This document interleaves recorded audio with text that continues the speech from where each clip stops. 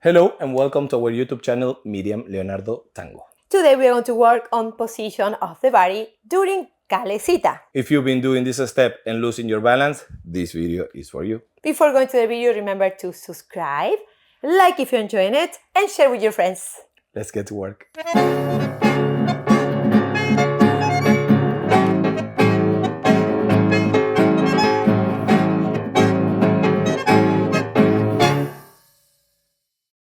All right, we'll now show you first the figure and then we'll show you the details. Tak, para, pa, pam, one, sa, ta, ta, pa, pam. This is a Calesita. We can rotate as much as we want. Finish it here, or you can, of course, walk into a resolution. It's not the point, the whole step, but we're going to give you tips in order to improve your balance. Now, upper body position is the most important, how we embrace and how we keep the opening during the turn. So for followers, if we are doing side step and you feel the lead for Calesita, in this case after the back step, here I feel like he's changing the body weight, he's changing the embrace, and he's lifting me in this position. Which position is this? I'm facing outside with the torso, and he's more on my left side. I can face him with my head, with my face, but I'm not trying to go with the shoulders with him. Why? Because he changed embrace.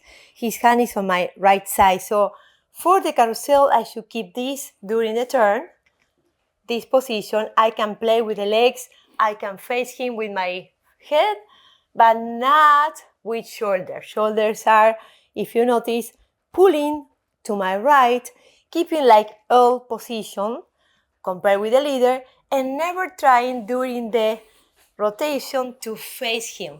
If I try to do this, then we go off axis, we are heavy, and we move, and we can't do the Calesita or carousel. Yeah, it becomes much heavier and harder for the leader to keep walking around. Yeah.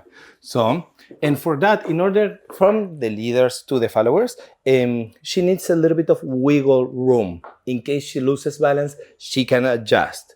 With our help, of course. So we cannot force her into one position only. Here's the thing, this is what I mean, rotation. Do you notice that I just left just a tiny gap here? If I would be here and during my walk, I step just 1 inch too close to her, she's off axis. She can't recuperate because she doesn't have a wiggle room. So having a wiggle room here, a little bit of a space, if she loses balance by any chance over there, she can come back on her own. She has room to do that, yeah?